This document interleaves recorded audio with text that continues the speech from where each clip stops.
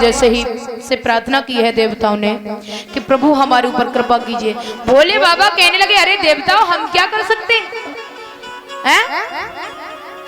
एक बार के लिए पैसा खत्म हो जाए तो चंदा करके इकट्ठा कर लिया जा सकता है, लेकिन जो इंसान दुनिया छोड़ के चला जाए उसे कैसे जीवित किया जा सकता है? इंद्र ने दोनों हाथ जोड़े, बोले भगवान मेरे श्राप से एक भूदेव नाम का गंधर्व बकरा बना हुआ है। जब उसने मुझसे प्रार्थना की तो मैंने कहा था कि भगवान महादेव एक दिन तेरा उद्धार कर देंगे, तो प्रभु आप उस बकरे का शीश काट करके राजा दक्ष के धड़ पर लगा दो तो दक्ष भी जिंदा हो जाएंगे और उस बकरे का भी उद्धार हो जाएगा। बोले ठीक है। आज महाराज उसी समय भगवान महादेव ने उस बकरे का शीश काटा और काट करके प्रजापति दक्ष के धड़ पर लगा दिया, दक्ष को जीवित कर दिया भगवान। उसकी दाढ़ी मूछ उखाड़ी और पूषा देवता को देती, भृंग को नेत्र नहीं दिया।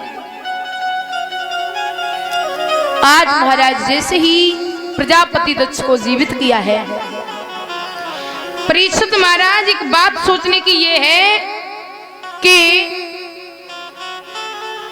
महाराज दक्ष के धड़ पर बकरे का ही शीश क्यों लगाया?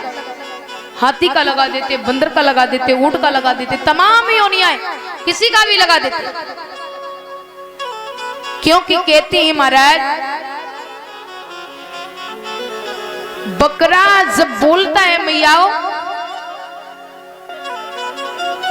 तो उस के शब्द में ना अहंकार की गंध आती है।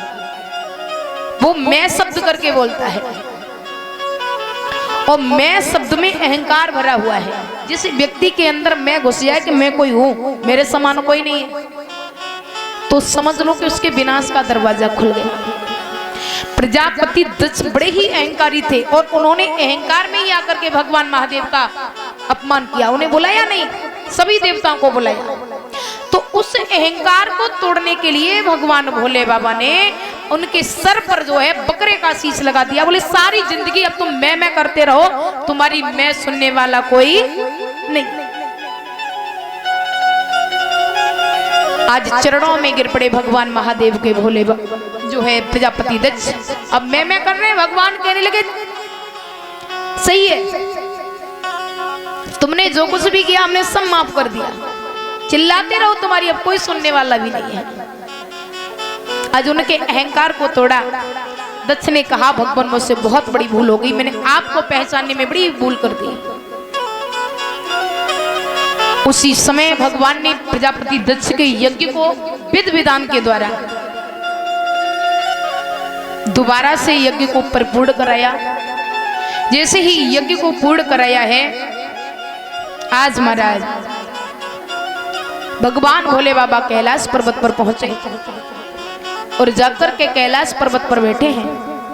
तो आई भगवान के नाम का संकीर्तन, सभी माताएं बड़े प्रेम से भगवान के भजन को बोले, ताली बजा कर गए।